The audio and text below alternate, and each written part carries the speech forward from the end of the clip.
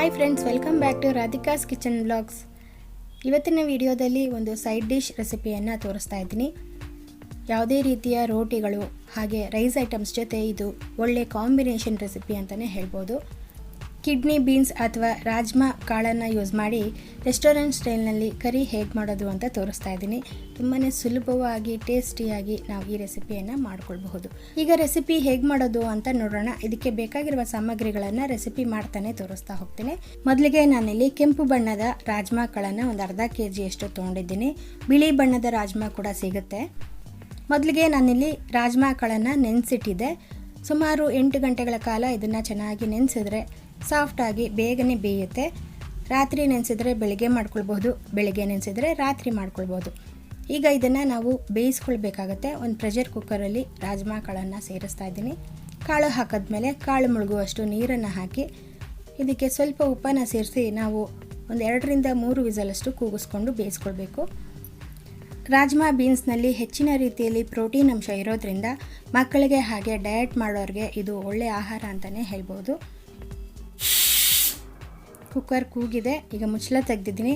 ರಾಜ್ಮಾ ಬೀನೆಲ್ಲ ಸಾಫ್ಟಾಗಿ ಬೆಂದಿದೆ. ನೋಡಿ, ಇಷ್ಟು ಬೆಂದರೆ ಸಾಕಾಗತ್ತೆ. ಈಗ ಒಗ್ಗರಣೆ ಮಾಡ್ಕೊಳ್ಳೋಣ. ಒಗ್ಗರಣೆಗೆ ಒಂದು 2ರಿಂದ 3 ಟೀ ಸ್ಪೂನಷ್ಟು ಎಣ್ಣೆ ಹಾಕಿದ್ದೀನಿ. ಇದ್ರ ಜೊತೆಗೆ ಒಂದು ಪೀಸು ಬೆಣ್ಣೆ ಕೂಡ ಹಾಕಿದ್ದೀನಿ. ಟೇಸ್ಟು ತುಂಬ ಚೆನ್ನಾಗಿ ಬರುತ್ತೆ. ಎಣ್ಣೆ ಸ್ವಲ್ಪ ಬಿಸಿ ಆದಮೇಲೆ ಇದಕ್ಕೆ ಒಂದು ಅರ್ಧ ಟೀ ಸ್ಪೂನಷ್ಟು ಸಾಸಿವೆ ಕಾಳನ್ನು ಸೇರಿಸ್ತಾ ಇದ್ದೀನಿ. ಸಾಸಿವೆ ಸಿಡಿದ್ಮೇಲೆ ಅರ್ಧ ಟೀ ಸ್ಪೂನಷ್ಟು ಜೀರಿಗೆ, ಹಾಗೆಯೇ 2 ಪಲಾವ್ ಎಲೆ, ನಂತರ 1 ಪೀಸಷ್ಟು ಚಕ್ಕೆ, ಒಂದು 3ರಿಂದ 4 ಲವಂಗ, ಇಷ್ಟನ್ನು ಹಾಕಿ ಫ್ರೈ ಮಾಡ್ಕೊಳ್ಬೇಕು. ನಂತರ ಇದಕ್ಕೆ 2 ಈರುಳ್ಳಿ ಸಣ್ಣಗೆ ಕಟ್ ಮಾಡಿ ಅದನ್ನು ಸೇರಿಸಿದ್ದೀನಿ. ಈಗ ಈರುಳ್ಳಿ ಚೆನ್ನಾಗಿ ಫ್ರೈ ಆಗಬೇಕು.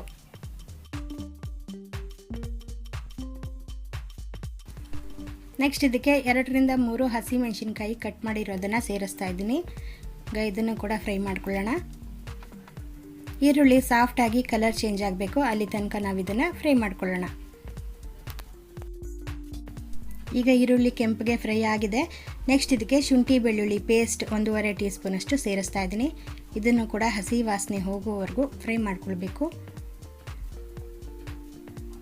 ನಂತರ ಇದಕ್ಕೆ ಖಾರಕ್ಕೆ ತಕ್ಕಷ್ಟು ಚಿಲ್ಲಿ ಪೌಡರನ್ನು ಸೇರಿಸ್ತಾ ಇದ್ದೀನಿ. ಹಾಗೆಯೇ ಒಂದು ಅರ್ಧ ಟೀ ಸ್ಪೂನಷ್ಟು ಧನಿಯಾ ಪುಡಿ,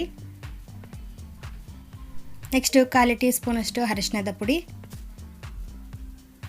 ಹಾಗೆಯೇ ಒಂದು ಅರ್ಧ ಟೀ ಸ್ಪೂನಷ್ಟು ಜೀರಿಗೆ ಪುಡಿ, ಇಷ್ಟನ್ನು ಹಾಕಿ ಫ್ರೈ ಮಾಡ್ಕೊಳ್ಬೇಕು.